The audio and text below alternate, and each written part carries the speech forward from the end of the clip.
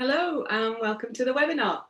We've got loads of people signed up for the event today, so I think we're going to wait a couple of minutes until the hour to give everyone a chance to join.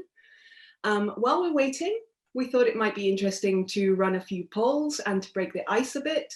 So I wonder if, William, you could get those polls started, if you haven't already. So you can see we're asking some questions to get to know each other a little bit better and find out what your organizational context is, where you're working and what you're doing, whether you already use a framework for behavior change in your organization, whether there are some obstacles to that behavior change. That's something we're going to be talking about, I'm sure. And some would love to hear your opinions. I can see some people filling in that poll already. Seem to have a few people working in the corporate context and in higher ed. That's right in Julie's wheelhouse, which is great. Oh, we've got lots of people who are not yet using a framework for behavior change in their organization. So I really hope this is going to be helpful for you. We're going to be talking about some frameworks with Julie, which is hopefully going to be elucidatory. And here's an interesting one. What's the biggest obstacle to behavior change in your organization? We're seeing a lot of getting buy-in as an obstacle, resistance to change, and lack of resources. So maybe Julie and I, we can take a note on that getting buy-in and talk about that a little bit. Great. But Julie, you mainly work in the corporate context, right? Do you think you'll be able to speak to some higher ed questions as well? Yeah, I've the majority of the work that I do is in higher ed, but I've definitely spent some time over the majority of the work that I do is in corporate, but I've spent some time over in higher ed over the years. So I can do some translation for that. I'm sure many of the frameworks and the techniques that we talk about will be relevant across contexts as well. Maybe we'll try and tease out different elements for people working in different organizations. So we'll try and make it relevant for everyone.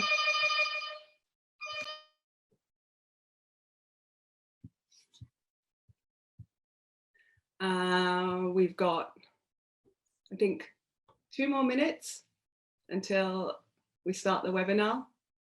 I'm just going to, let's see what we've got in the chat as well.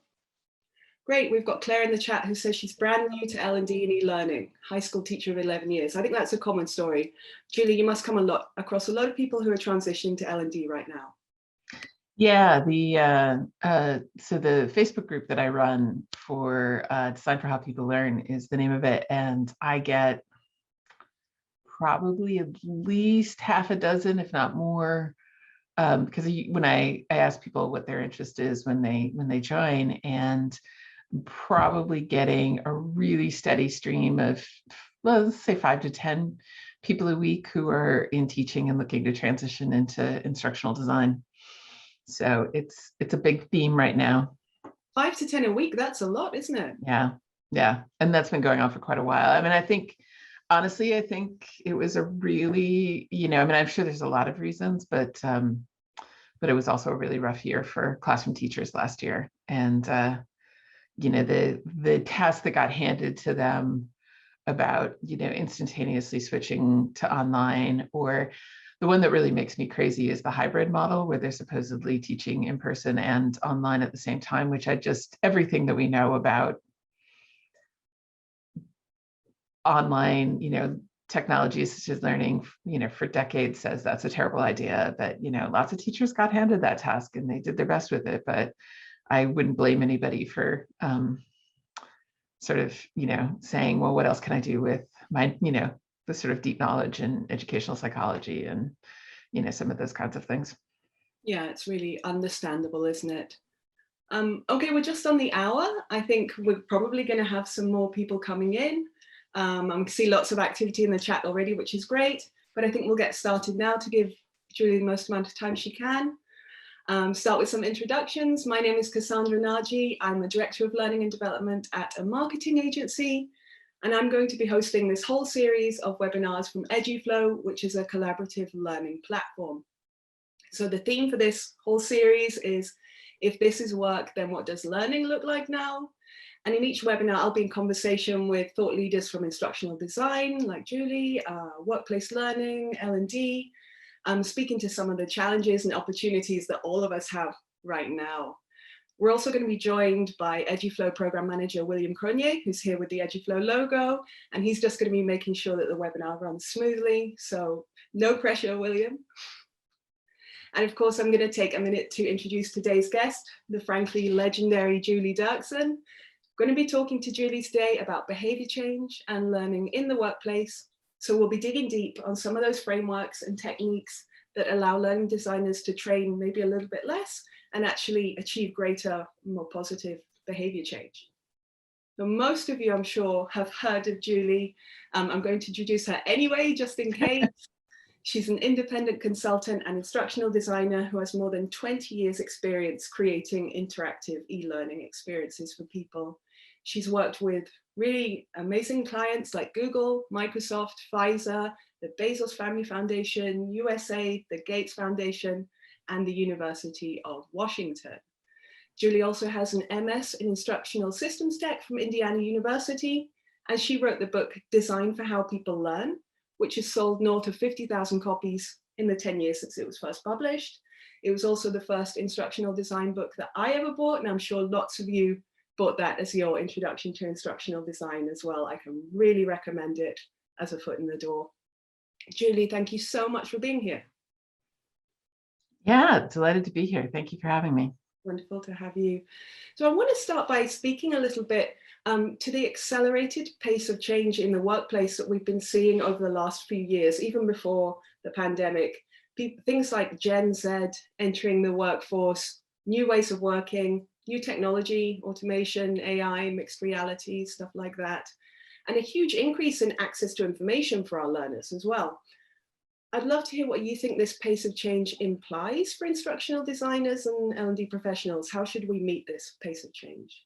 Yeah, there's a few different kinds of question marks in it as the field evolves. So, you know, over the last, I personally have a resolution never to do software training again, because I think it's actually not the most interesting problems to solve from an educational point of view. And, you know, it's very procedural and things like that, but there's a lot of people out there who do a lot of software training, and it's a necessary thing and it's great and everything. But this kind of really procedural training, where we're just kind of, you know, laying out guidelines and so forth, this is the most likely type of, you know, learning experiences that will at some point be able to be created through an AI method, you know, and it's going to come. It's just a matter of when. And so, so things where we're just kind of packaging up information nicely and putting it out to people, or packaging procedural stuff and putting it out to people, that is both a likely answer for training that AI is going to replace, and also those simple procedural tasks are also the job functions that are most sort of susceptible to being automated through, you know, different things like that. And so I think the training challenge in, you know, the years kind of going forward are going to be more about how do we function in, you know, I never remember exactly. VUCA, I think, is the acronym. It's like volatile, uncertain, and then I stopped remembering exactly what the C and the A are for, but complex, I think, and, you know, something like that. But the idea that we are going to need to prepare people for things where there aren't simple procedural answers, because the simple procedural answers, which has been where a lot of training people have spent a lot of time, are going to, you know, thank you. Volatility, uncertainty, complexity, and ambiguity. Thank you. I knew somebody would know. I really should remember that. Remind myself what that acronym is, you know, before I start using it. But those kinds of conditions really require different kinds of learning experiences. So it's not like, if X happens, I'm going to do Y, and we've documented this in the SOP. It's, if X happens, there's 19 different possibilities of which direction I could go, and I'm going to need to be able to do things like methods of inquiry to determine what a good answer is, or I'm going to need to have a high level of expertise in all of the variables that kind of come into play before I can make a good decision about what the answer is. It's going to be much less of the, you know, we've already figured out the right answer, we can just tell you what it is, and much more of the how do we all function in these kinds of environments. And it sounds like, from what you're saying, it might be useful to use something like the Knefen framework in this. I'm surely saying that wrong because I don't speak Welsh. If we have any Welsh speakers on the call, please. Yeah, I always struggle with that too. I think it's Knefen or Kneven, which is Dave Snowden's model that he who's originally kind of came to prominence in the Harvard Business Review, and I want to say like 2008. But he was looking at sort of organizational challenges and models for it, and he talks about I think they're calling it clear now, but it's like simple or obvious or clear, which is exactly what I was just talking about. The things where we've figured out the procedures, we know what people want to do, we know what the right answer is. That domain is where I think a lot of training and development lives right now, is how do I just get somebody up to speed on, you know, these sort of right answers. But then there's clear. Like I said, they keep changing the name of that one, but I believe clear is the current version. And then there's complicated, which is there's probably a right answer, but you need to really have a lot of expertise and so forth to know it. And so it's interesting to look at the work of people like Anders Ericsson, who did, whose book Peak is I think part of our essential reading, who looks at this question of how do we develop expertise or mastery. And one of the characteristics of that is this sort of exposure to multiple case examples until you can start doing the pattern recognition and understand, okay, I've seen this, you know, many, many times. So for example, if a client comes into me, you mentioned that I've been doing this for decades. If a client comes into me, I start asking questions and I immediately start kind of going through a little decision tree in my head. And I kind of, oh, you know, you just told me a thing that's going to cause me to reject this set of solutions. So now I'm going to focus over here, and so on and so forth. And if we did the heavy lifting, which actually is something I work on because I try to help people develop expertise in instructional design. But if I did the heavy lifting, I could map out, you know, this decision tree, right? Typically, people don't do that. Typically, people have it internally and they're not necessarily aware that they're doing it, but they've got these patterns in their head. And the best methods usually for people to go from being a novice to that level of expertise is to see lots and lots and lots of examples. And so when we look at the complicated domain, one of the biggest questions I've been thinking about lately is how do we create increased exposure to case examples? So I was doing a project it was an NGO, and they were teaching people how to do root cause analysis. That was the training was going to be on how to do root cause analysis for healthcare in developing countries. And so they were talking about, well, you could use you could use 5 whys, you could use Fishbone, you could do this stuff, you know, all these kinds of things to analyze root cause. And I'm like, well, how do you know when to stop? And I've got a room full of experts. And I'm like, how do you know when you're done? Like, how do you know when you've gotten there? And a room full of experts in root cause analysis, and they all just kind of gave me a blank look and they said, well, you just kind of know. And I'm like, great, because that is not hard to explain to a new person at all, that you just kind of know. But it's a real thing, like it's a real part of how we develop expertise in the world, is you just kind of know, but it's because you've had this exposure to many, many case examples. And one of the things Anders Ericsson worked on was a database of radiology x-rays. So is this mass in somebody's lung cancerous or not? And they created a database of x-rays where they knew the outcomes. They knew if it had turned out to be cancerous or not, or whatever. And they had, I think, 16,000 things. And the goal wasn't, the goal was basically like, if you train radiologists over their career, they see lots and lots of examples, but could they accelerate that?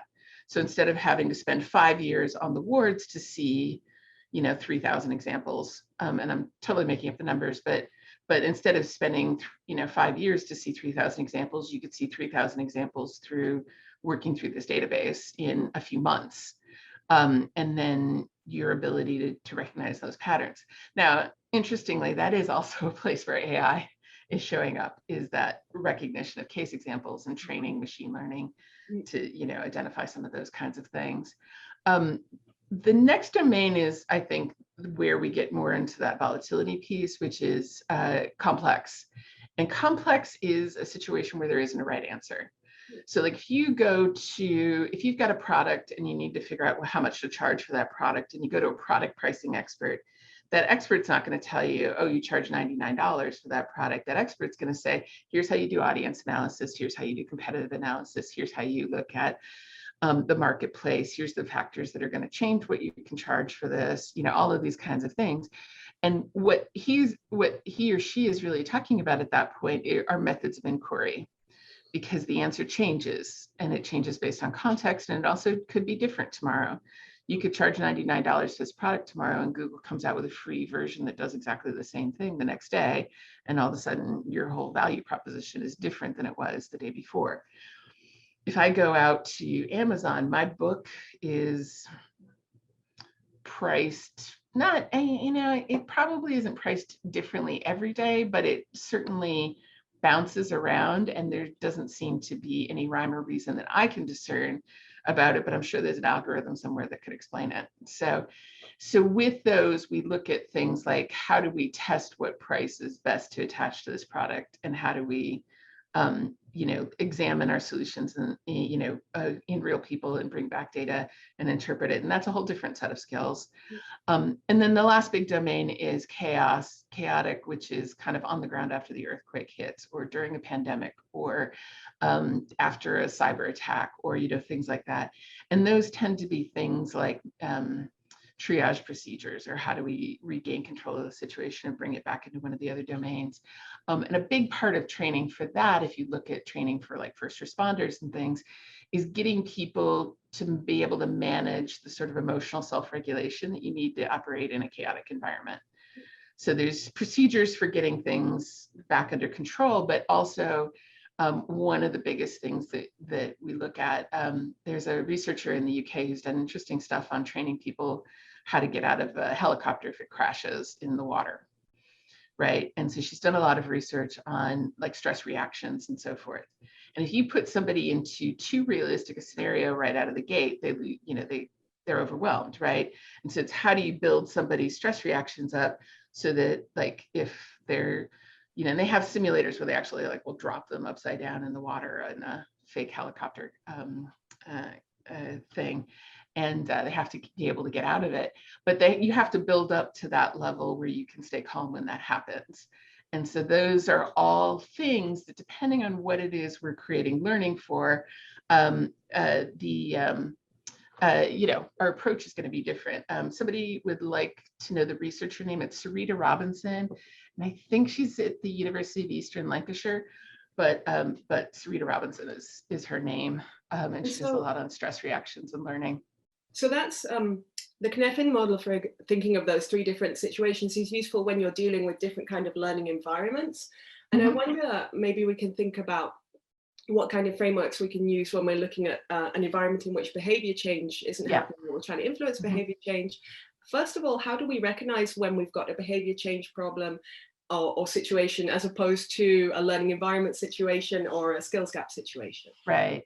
My simplest answer for that one in learning and development is they know what to do, but they still aren't doing it. And then that means that it's time to kind of get out the behavior change toolkit and tool set. You know, if you think about a lot of our kind of challenging behaviors as humans, nobody's still smoking because nobody happened to mention to that person that smoking was a bad idea. Like, they've heard that message. You know, there might be a few very young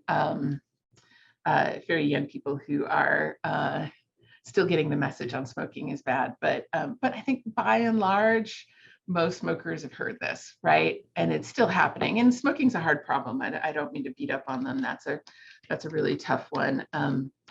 But the issue there is what else is in play. And I first got interested in this, oh gosh, it's like 15 years ago right now. I was attached to a project where we were doing an online intervention on, it was basically AIDS and HIV prevention. So it was things like, safe sex behaviors. So, and again, condom usage at that point wasn't about people not having gotten the message that AIDS was bad. Like that's not the reason that people were, failing to do it. It might be, negotiating condom usage with a partner is an awkward thing and people were uncomfortable with it. And so they would, accept certain behaviors that they might not. So that discomfort. Then there is things like, environment impacts behavior in a big way. One of the big, challenges that persists in healthcare is how do we get hand washing compliance to the rate that we would like to see it? And we've all obviously been very concerned with hand washing in the last year and a half. Everybody's been working on their hand washing game. I would say mine is getting a little soft. It was real good, about a year ago, and now it's getting a little bit more mixed. But it doesn't sound like a difficult task. Wash your hands for 20 seconds. Like that sounds very simple and very straightforward, and yet we know it doesn't happen. And there's a number of different reasons for it. One is just competing priorities. So if you're a nurse, especially in our current incredibly overtaxed healthcare environment, and somebody is having trouble breathing and you're supposed to wash your hands before you go help them, but they're having trouble breathing, like that's a genuine, dilemma on a bunch of variables or factors. Additionally, it's a very cognitive thing, right? Because like if you have something on your hands that's visible, I think people are mostly washing their hands in those circumstances. But if you look at my hand right now, it's pretty clean. It's not clean enough for medical purposes, but that's a very intellectual thing, right? That's knowledge of things like germ theory and and so on and so forth. So my hands won't look any different after I wash them than they do right now. And those are tough things to do where you have to kind of constantly remind yourself that it's an issue, because even though you washed it literally 90 seconds ago, you've already touched things in the room, you should wash them again. And yet it really feels like they're clean because you just washed them 90 seconds ago. And so there's an incredibly number of interesting things on it. The compliance in the US, and I haven't checked this research in a few years, so my numbers are probably a little bit out of date, but the compliance several years ago was closer to like 40% of guidelines for hand washing in healthcare. And it's now, the last number I saw, which like I said, is probably a few years out of date, was about 70% compliance. But the big difference between the 40% and 70% is likely to be the introduction of and availability of the alcohol-based hand rubs.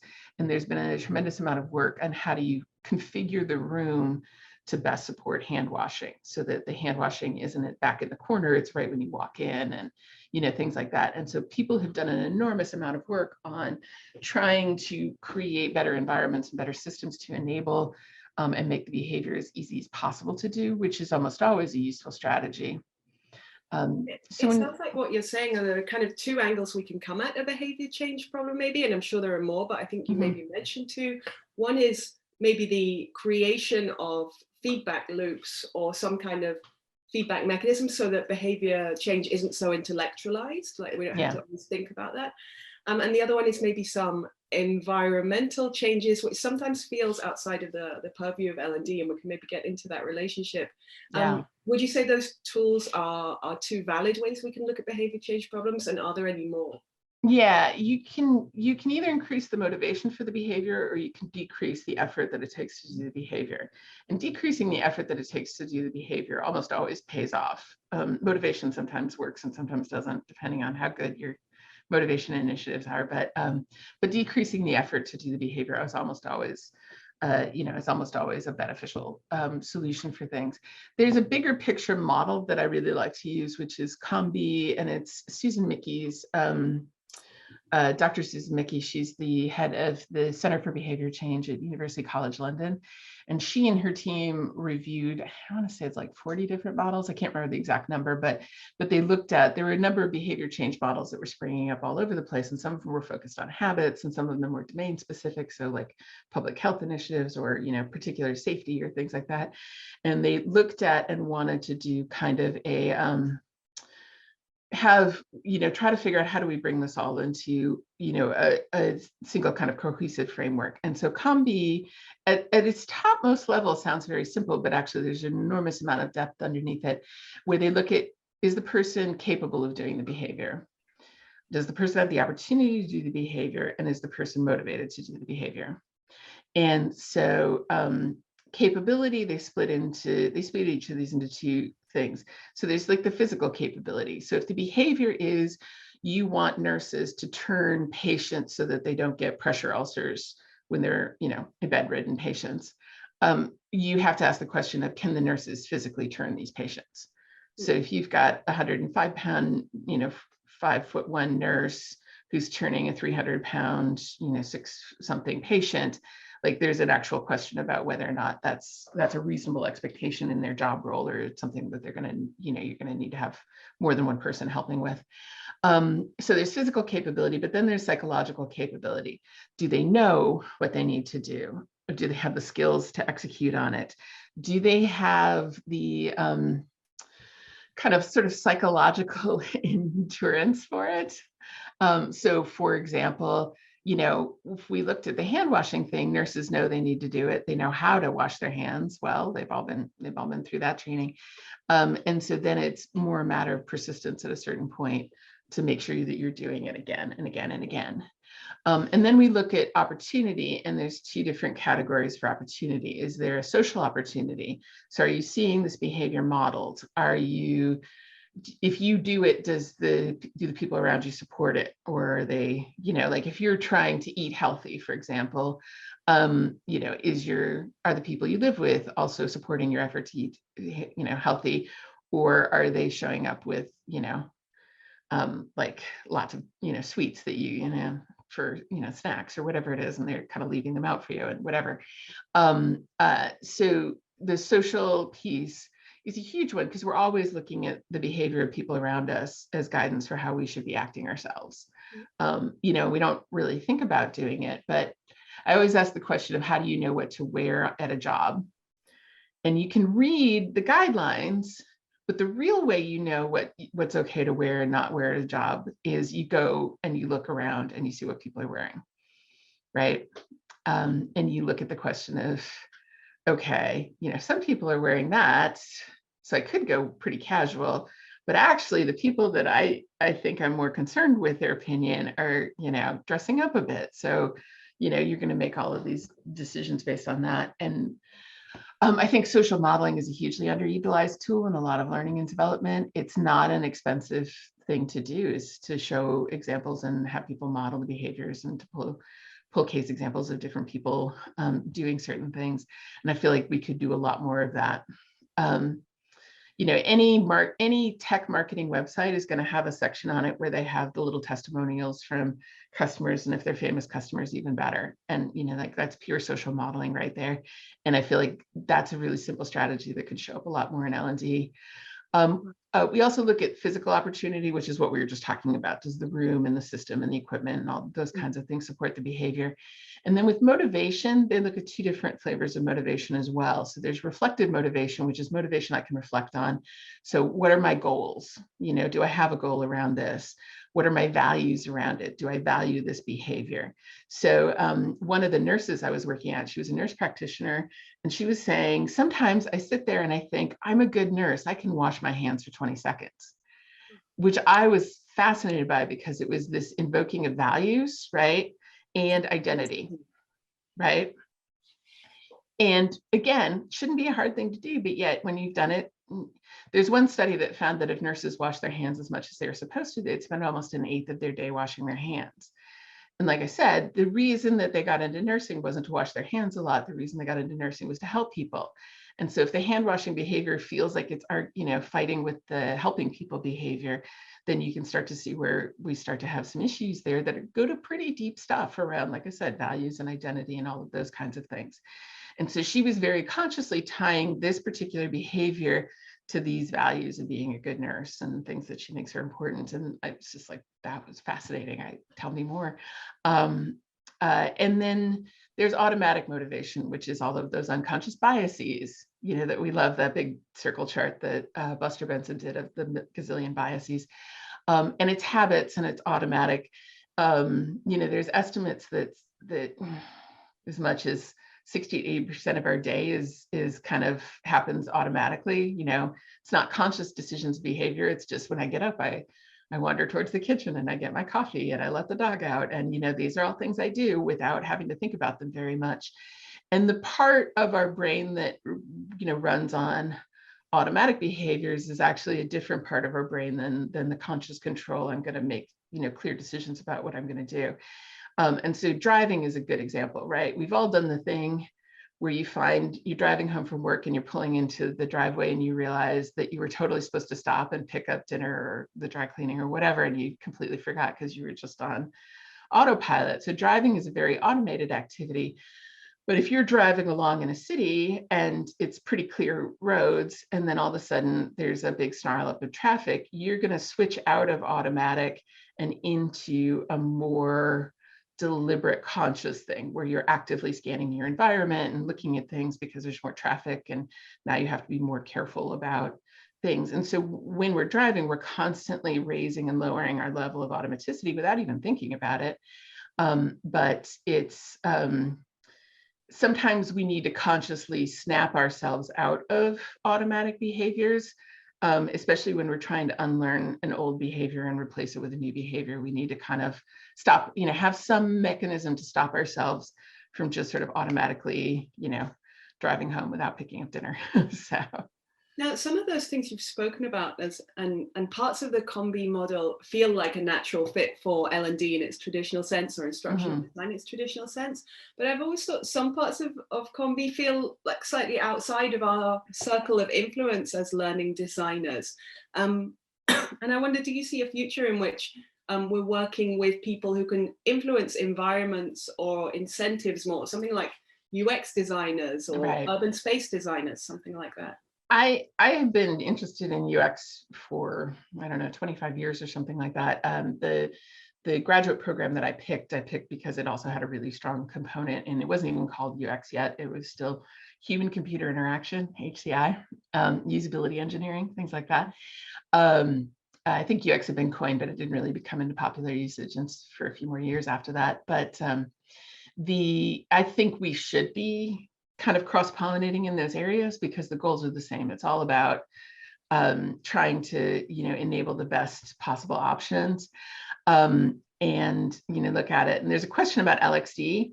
And isn't that new title LXD, Learning Experience Design? I hope so.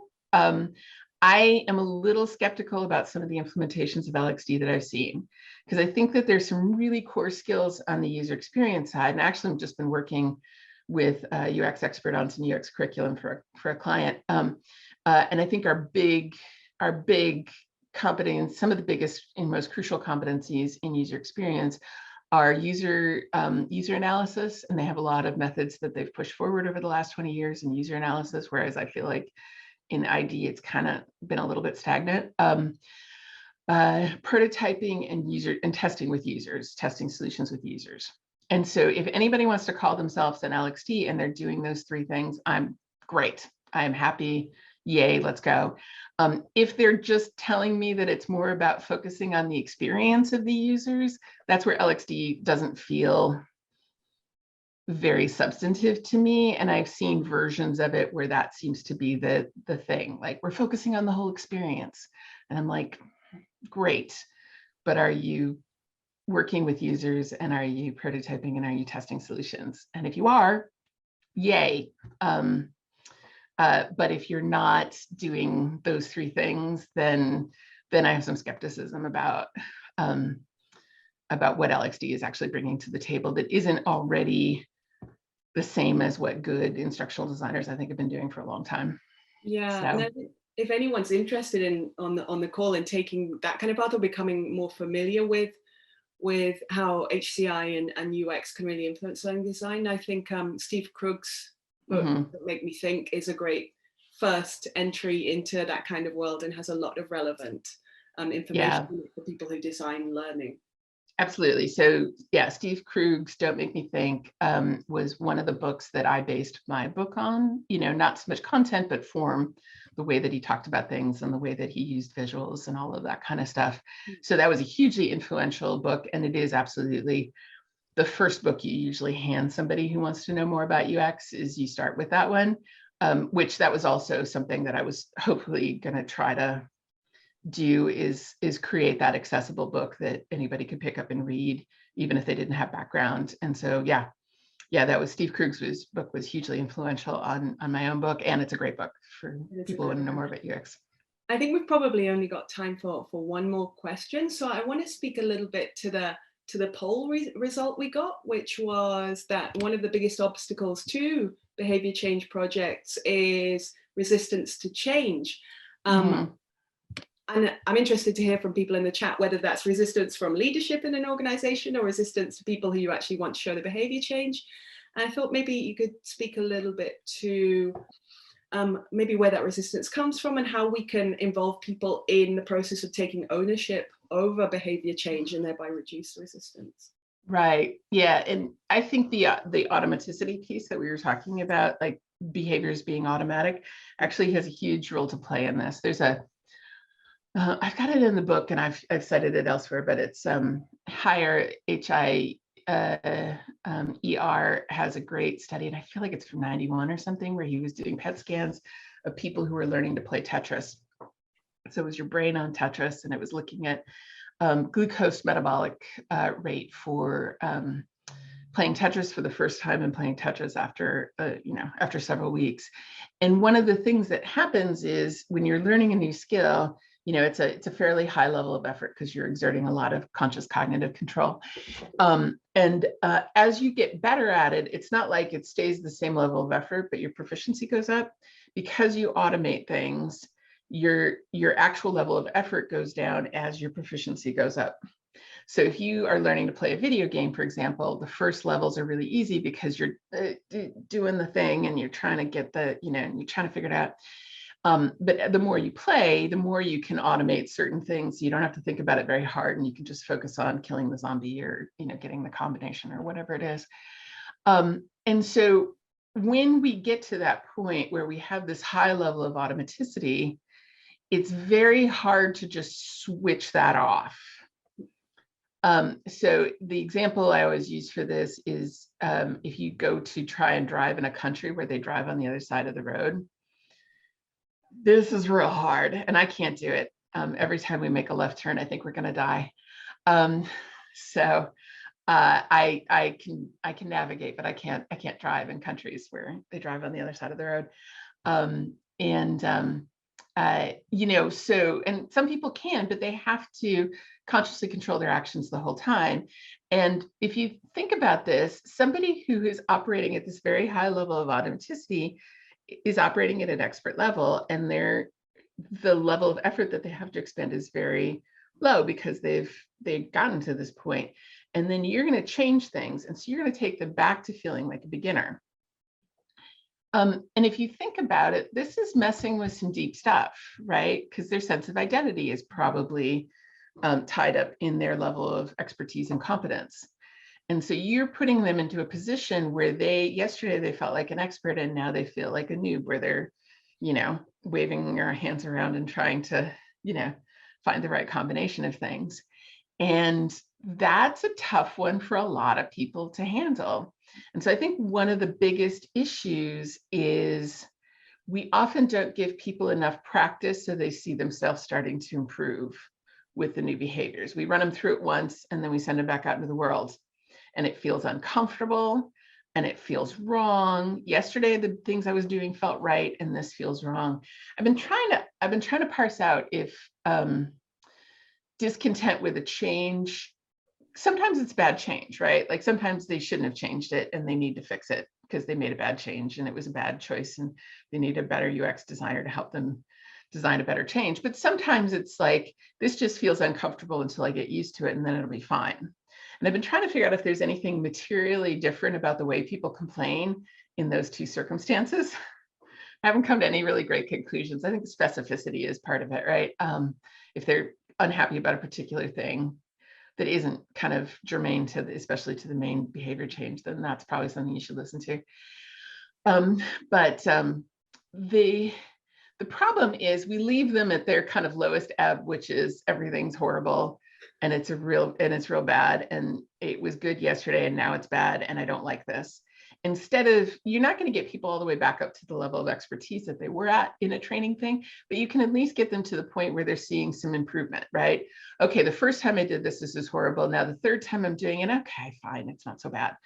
And, you know, if you can have people leave a training environment feeling some upward trajectory, then at least they have the belief of, okay, if I persist with this new behavior, I believe it will improve.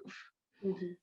But if you leave them with just the one example where they go, everything was terrible, then they're going to go back and they're going to try to prove that everything is terrible and that this is the worst idea that anybody ever had. I think this point obviously really resonates because we're getting a lot of really good comments and questions in the chat about this different types of resistance to change and these kind of entrenched identities or values. So maybe this is a good time to go to the Q&A section of the webinar. So we've already got a couple of questions in the Q&A, but if anyone has those questions about resistance to change and things like that, please do drop them in the Q&A section and Julie and I can speak to them.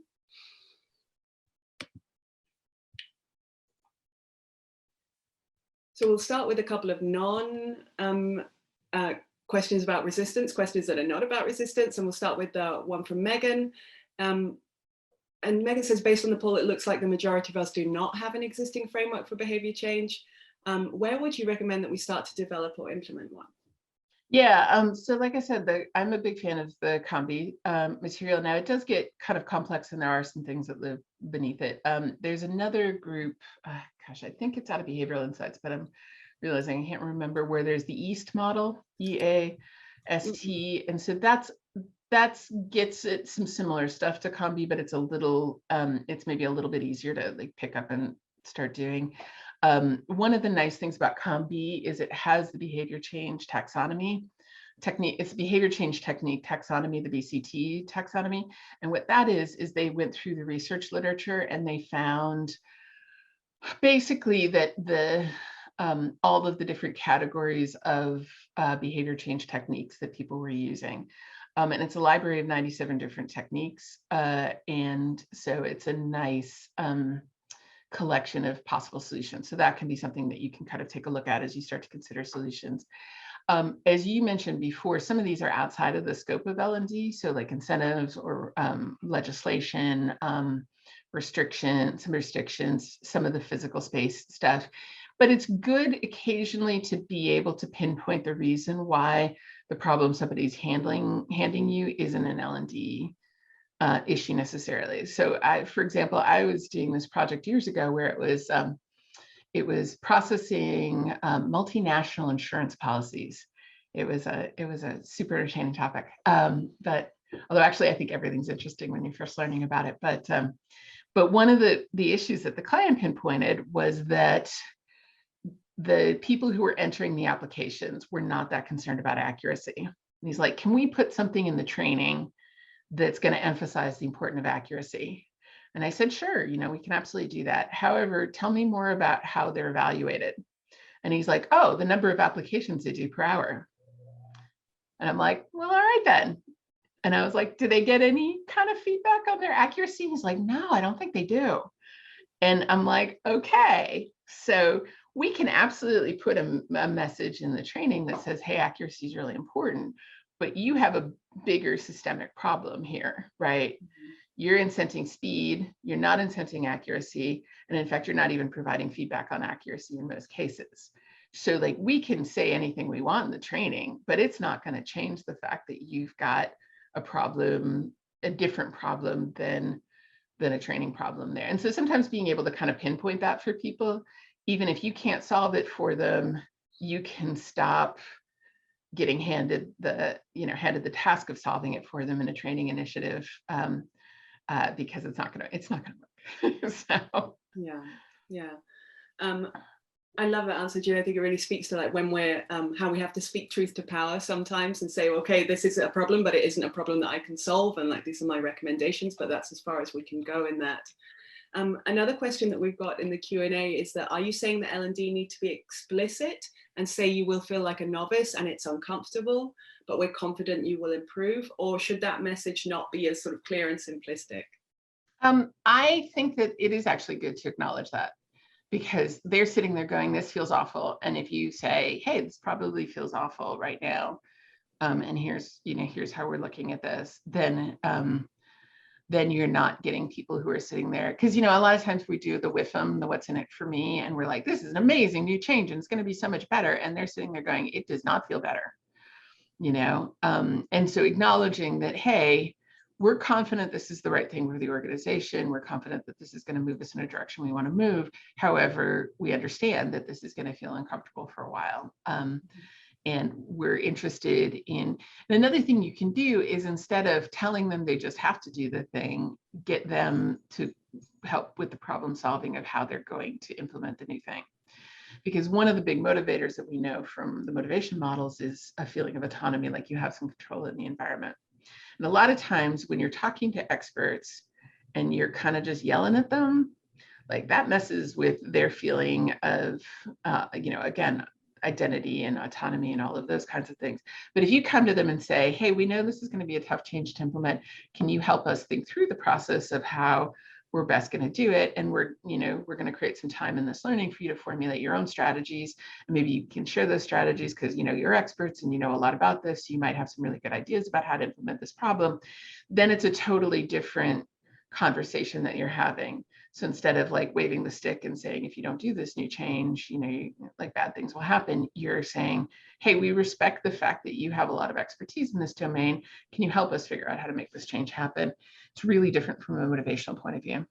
And I think that speaks to the hand washing example that you used earlier with Atul Gawande's bringing people who were involved in hand washing or stakeholders in hand washing into the solution part of the design process. And even though when he did that, the solutions they came up with weren't really any different from what he had come up with or his learning designers had come up with, that process of being the grassroots solution design increased the efficacy of hand washing programs. Yeah, I mean, the efficacy of that effort was almost certainly the fact that everybody was contributing to solving the problem, and not that they came up with some magical ideas about how to increase hand washing, Mm-hmm. So. And we've got a couple of questions in the chat, and I think these might be the last ones, that talk a lot about culture issues. How often do you find culture issues as an impediment to effective training?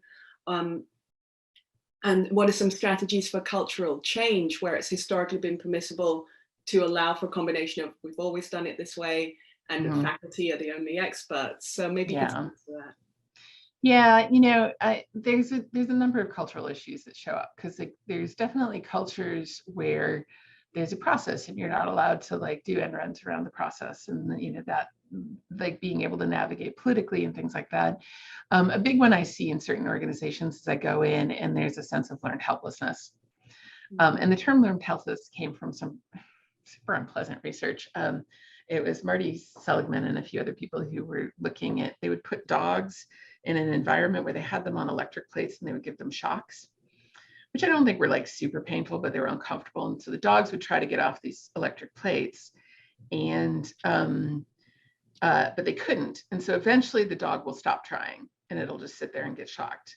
And they can even remove some of the barriers and the dog will still just sit there and get shocked, because the dog has learned this helplessness that no effort they take is going to make any difference. And so when I go into organizations, it's not the nicest research. Marty Seligman is usually like the positive psychology guy, and then there's this horrible dog research. But the issue that I see in organizations is I go in and we start talking about solutions, or we're doing some design work, and I start hearing IT won't let us do that, or we tried that before and it didn't work, or management wouldn't support it, or anything like that.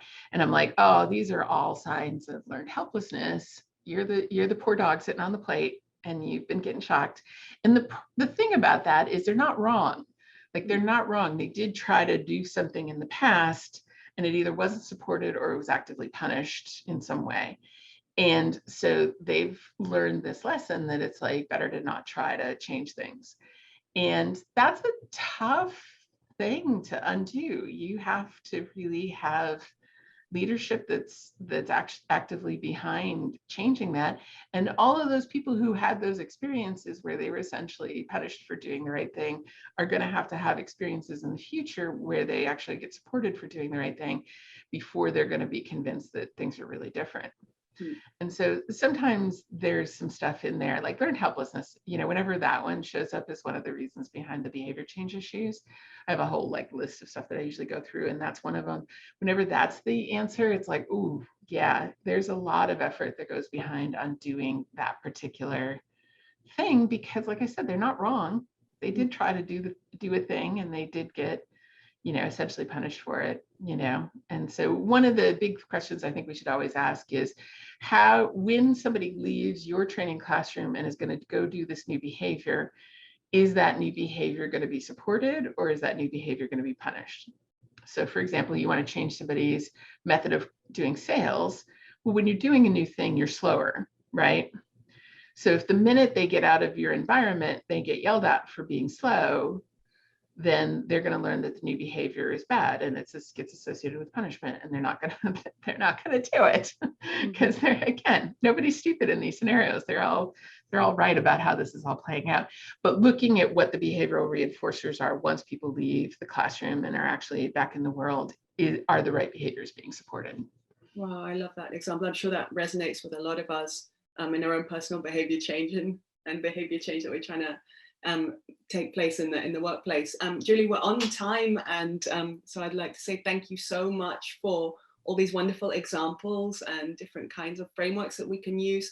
People will have access to the recording, of course, after the webinar. We'll send it out. Julie, I want to give you a minute to say, where can we find you online? Where can we follow you for more gambits from the L&D world? Yeah. If anybody has follow-up questions, the Facebook group is good. It's designed for how people learn. I have my website is usablelearning.com, and I also have just one course up right now, but I'm going to be getting more up soon at designbetterlearning.com. So if anybody has any questions, if people would like to know more about the COM-B stuff, I did a video research report for the e-learning guild last year sometime, and that you have to register. You have to create a free registration for the Learning Guild, but it's available for free once you've created that registration. Okay, perfect. Thank you so much for sharing that, Julie. I'm going to jump on it and join the Facebook group as soon as we get off. Thank you all so much for coming. It was wonderful to see your questions, see your poll answers, find out a little bit more about your challenges. Our next webinar will be in January with Michelle Ockers, who's an L&D consultant. So please do look out for the promotion around that. And Julie, thank you so much. It's been an absolute pleasure. Yeah. Meet one of my instructional design heroes. Thank you. Yeah, no, and looking forward to Michelle. She's a delightful person as well. So I'll have to be curious to see what she's going to talk about. Thank you so much. This has been really fun. No, thank you. All right. See you, everyone.